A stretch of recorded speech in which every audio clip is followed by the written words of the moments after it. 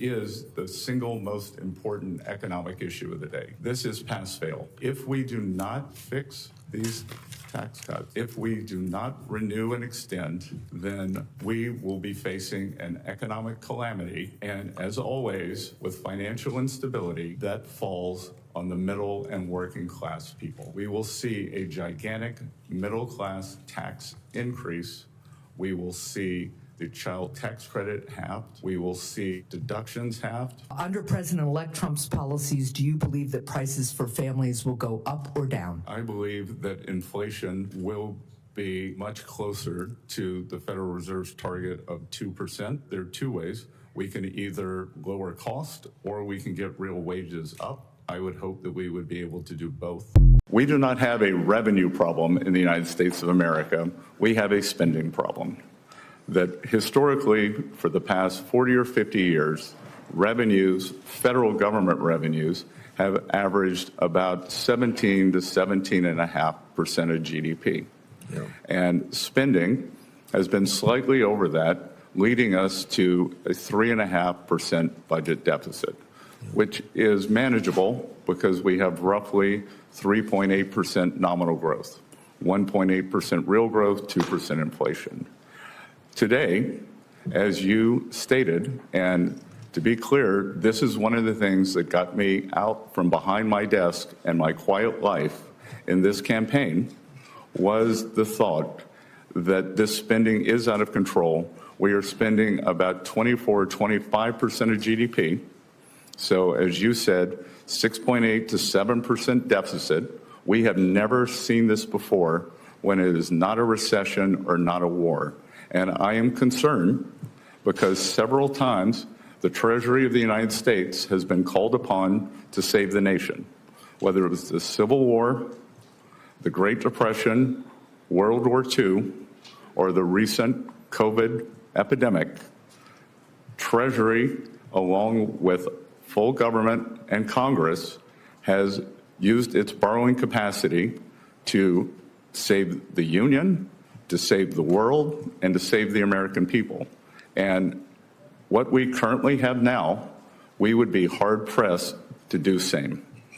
So I'm in the mood to talk about the economy. As you guys know, that inflation rates came up. I think it was higher than expected, but Republicans and many conservatives always warned about the fact that, hey, like, stop cutting rates, man. Like, inflation is hot right now. It's still hot. And the fact that they keep cutting interest rates, right? They cut interest rate right before the election. Many people think it was for political reasons. I think this as well, that the Federal Reserve was sold to the American people as an institution that is neutral, like the Supreme Court justice. But we know that's not the case. It's impossible for humans to really be neutral on anything, especially if it's something that they're involved in, right? The only way someone can be neutral on something is if the outcomes does not affect them personally. That's the only way someone can be neutral about something. But I digress. So you have Jerome Powell here getting some criticism, right, about the fact that he had cut interest rates right before the election, and many people are attributing that for the increase in the inflation rate that's happening right now. And many people think that Joe Biden, and this is the funny part about all this talk with Joe Biden, the media, his legacy, people are all these talks are happening right now. And I want to highlight that the mismanagement of LA is a highlight to how Democrats don't know how to manage resources, and one of the reasons why we have a spending problem in the first place. People always like to attribute, oh, Republicans spend money too, but they act like Democrats are not in Congress when Republicans take power in the White House. Like, when you compromise with Democrats, you're compromising to spend more money than Republicans would like. And I think what this the Treasury nominee, Scott Bessent, says about, like, our economy, the energy rates, the Democrats are in favor of solutions that are just cost ineffective.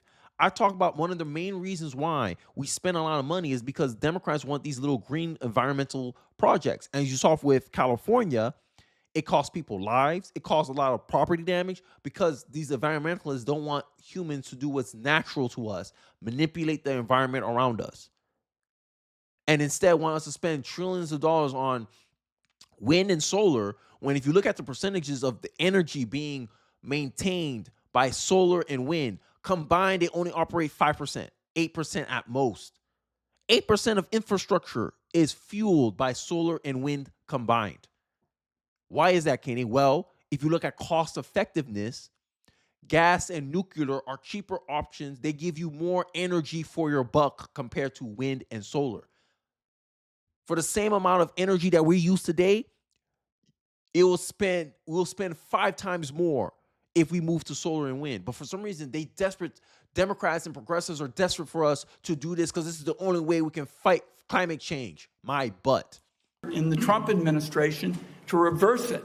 I think that's going to be bad for the economy, but it is going to be damn good for China because we are in an arms race on clean energy with them. Are you going to be on the side of people who want to unravel this? Senator Wyden, just so we can frame this for everyone in the room, China will build 100 new coal plants this year. There is not a clean energy race.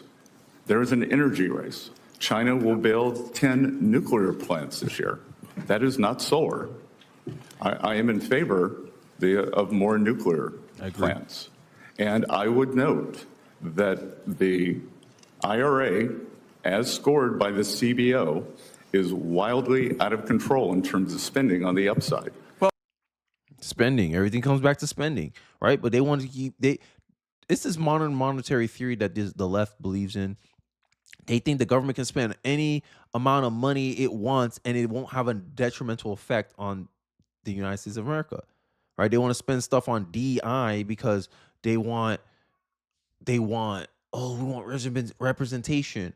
But if you hire an incompetent person, they'll cost you more money than a competent person, right? And if you create a standard where your abilities are not the main priority, or your hiring is influenced by factors outside of your control, it makes for a less qualified workforce. An example of this, if we apply DEI to the game of basketball, do you think the DEI team will create a competitive team against another person who just solely focus on the abilities of the athletes? Hell no. DEI won't stand a damn chance. And this is the funny part about it, because at any situation where I demand these people, okay, you want us to spend money for these initiatives like DEI. This is the wasteful spending that I'm trying to highlight here. And I believe corporate America does some ways, but corporate America try to do it in a fruitful way. They make DEI as part of HR, right? They do it in a way where, okay, it's not going to hurt us as much. DEI are seen as luxuries. That's why when most layoffs happen in corporations, the DEI department is the first one to go. A lot of people get cut from the DEI department because they know, okay, hey, look, this is a luxury. You know, we see this as a PR expense. We see this as a marketing expense. That's how corporate America justifies it. But when the government is doing it, to me, it's purely wasteful spending. It's waste. Because you're putting all this money to arbitrarily create a representation of a team that may not be successful in the outcomes. And that's the argument I always put to people who are big advocates of DEI. When I bring DEI into an industry that's predominantly dominated by black people or minorities, that's where the DEI stuff starts falling apart. I say, okay, you're team DEI, I'm team meritocracy. My team, my starting five are all black men. Your starting five is Asian woman, black woman, white man, a Hispanic man, and maybe a white tall lady. Who win in the basketball game? My team of all black men, my black starting five, or this diverse basketball team? They're getting destroyed because I worry about what outcomes these people can produce for me versus what they represent. And a part of me is starting to think that DEI is rooted in narcissism in a way. People who worry about representation, I need to see myself in other people, it's rooted in narcissism. It's rooted in a self-centered way. But this is kind of the MO of why people find ways to spend our money, right? Here's a quote from Thomas Sowell, my favorite. To me, he's my mentor. I have all his books. Liberals take positions that make them look good and feel good and show very little interest in the actual consequences for others, even when liberal policies are leaving havoc in their wake. Liberal policies are leaving havoc in our wake by making us spend more money on incompetency, right? When you call them out, they'll say, oh, you can't hold us accountable. You're playing politics. They hate being held accountable. And it goes to Joe Biden's legacy as well, is that he's going to be known as an administration that avoided accountability, from pardoning his son for 10 years, right? Giving Medal of Honors to some of the people who funded the worst ideas. Crime risen because George Soros decided to fund these progressive DAs that allowed crime to skyrocket, theft to skyrocket, property damage. The left want us to spend money on universal health care, right? Leftism starts with questions like, why can't we have universal health care? And ends up with problems like this. You're literally spending money to have more problems. You pass bills like the Obamacare. You know how much money Obamacare, Medicare takes? Like, you know how much we spend on it? I believe about what? Billions of dollars, right? And cost of health insurance are still high. Like, it increased. Health insurance increased. The cost of health insurance still increased. Remember when Obama said, "Oh yeah, it's going to be cheaper. You like your healthcare, you get to keep your healthcare." Healthcare companies had to drop some people because the cost increased. Close to 15,000 people died waiting for healthcare in Canada in 2023 to 2024. Imagine spending millions, billions of taxpayer money just to arrive at problems like this. You want to talk about how good universal healthcare is? It's not good. All you did was, instead of a corporation insurance denying your claims, the government is going to deny your claims. That's all you did. Because at the end of the day, someone has to take responsibility for your healthcare. If you can't pay it yourself, if you can't do it yourself, someone else has to do it for you. And you can't have responsibility without authority. And this is a problem that many Democrats seem to not understand. And we're using California as a prime example of this. The city will only purchase from vendors that support DEI, said the firefighter. So we'll go with a vendor that we have to pay twice as much, or the shipment may take twice as long in order for it to be a DEI. So DEI, this is the reason DEI invites inefficiency. We're complaining about the government has a spending problem, but the FBI has a DEI office. Trump comes in, Trump gets elected.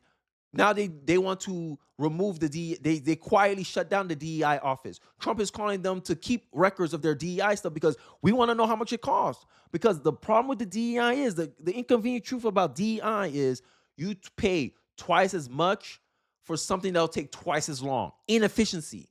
DEI invites inefficiency. And who's the party of DEI? Democrats. With all their little pet projects and all this stuff. You're creating, instead of having the thing justify the spend, the government is trying to create justifications to spend the money. And this is why many people see these little pet projects, these subsidies, as money laundering operations. You want to extract wealth from the people and fund it to your little friends. Chicago with the teachers unions. Like, Chicago has some of the worst schools, worst public government schools in the nation. Yet they spend some of the most money on teachers unions and all this stuff because they're enriching their friends that run these little things, because they get paid to manage the problems, not actually fix them. Look at California spending $24 billion of California taxpayer money over 5 years to reduce homelessness. 5 years later, homelessness actually increased in California. This is the type of stuff we spend money on. We do have a spending problem, but Democrats are the ones that don't want to admit it. They think all of it is justified. Oh, it would have been worse if we didn't spend this money. What? But you're still getting a bad outcome. So maybe maybe the way how you use the money is wrong. But they don't want to look at themselves because they don't want accountability. That's the biggest problem. And without accountability, without recognizing you have a problem, you can't fix a problem. And as an American, I'll plead to other Americans, let's not elect any more Democrats. Let's lessen their influence over our decision makings in government, because they invite a lot of the inefficient spending ideas that increase our spending to the point where we got interest almost at $1 trillion, actually probably at $1 billion already. We're about to pay $1 trillion just for debt repayments. And last time I checked, if someone's bad with money, you don't let them manage yours. And it seems like everywhere you look, Democrats are bad at resource allocations. I digress. I want to let this guy finish his point, and then I'll wrap up with my final thoughts. DEI vendor rather than the vendor who has it at half the price and get it to us tomorrow. The whistleblower said that DEI programs put firefighters and the public in danger. I personally witnessed in my own drill tower them making and passing women just to get their female quota numbers, even though they didn't have to meet all the criteria that men did. When asked what those criteria were, the person said a certain amount of push-ups, holding a certain size hose line, throwing a certain ladder. We no longer require 2 firefighters to be able to throw a 35-foot ladder because of the amount of women that were failing that. So now it's just a 3-person ladder. We no longer require that as a job requirement. In the field, that doesn't work because we don't have enough people to spare when a fire is happening to just throw 1 ladder. The DEI programs are also expensive. They distract attention away from preventing and fighting fires, and they result in the fire department hiring unqualified people, according to multiple whistleblowers. Exposed in real time. And maybe this is why they quietly shut down the DEI office in anticipation of Trump. And Trump is calling for them to keep records of their DEI stuff because we'll probably find like evidence of this inefficiency and mass justification. And I want to end off this video with my final thoughts. I just found a quote from Thomas Sowell that I think represents everything that we've seen observing right now. Historians of the future will have a hard time figuring out how so many organized groups of strutted jackasses succeeded in leading us around by the nose morally and intimidating the majority into silence. This is DEI. You got all these advocates. Apparently, I saw a news article, a BLM guy, Nobel Peace writer, got arrested for AI child porn. Like, these are some of the most morally irreprehensible people in our country, in our culture. And it goes back to this point that I mentioned in my videos before, that activism is the language of useless people. Advocates are someone else. But activists, like people who go on the street, like they got nothing to do. They got all the time in the world to do all this stuff. This is why the left they protest way more than the right. Because they don't got anything else to do. They have a lot of time on their hands. They're living off their parents because a lot of these kids who believe in socialism, they come from well-off families, upper middle class families, where they didn't have to worry about struggle, where they didn't see someone create the wealth. They just thought, oh, I just know my parents give me money and that's it. And they think the government can work the same way like daddy and mommy. That's why a lot of socialists come from these privileged backgrounds. That's why a lot of these socialists tend to be disproportionately white, right? Honestly, I'm sick of it though. But this is why we have the spending problems that we do. I believe that we're being led around the nose by emotional people who are not practical, who are not thinking like adults, but are thinking like children. You got Crackett, or I forgot her name. Oh, we want to clap back. I don't care about no damn clap back. I care about efficiency. This is one of the reasons why I voted for Trump. Government efficiency. Many people want reform. We're tired of the same old, same old. So stop trying to give us the same old, same old. But it seems like Democrats don't get the memo yet. But I digress. Let me know your thoughts in the comment section below. I'll be interested to hear what you guys have to say, or you guys are thinking about this whole mess. Do you believe that we have a government spending problem, or do you think that we need to tax the rich even more, even though the rich pays 40% of our taxes, technically? Massive number responsible for the reason why you and me can pay taxes, because they pay us for a service that we provide with our time. Right? But instead of looking at us like adults, these Democrats look at people like children. Oh, these people can't. You don't get paid what you're worth. You get paid what you negotiate. And I think it's very important that we iterate that point. It's at will employment. At any time, if you feel like you're being taken advantage of, go where you're treated best. That's my message to everybody. Everybody and anybody. But I digress. Let me know your thoughts in the comment section below. I'd be interested to hear what you guys have to say. Don't forget to like, comment, subscribe. I appreciate you guys watching the end of the video. And I'll catch you guys on the next one. Peace.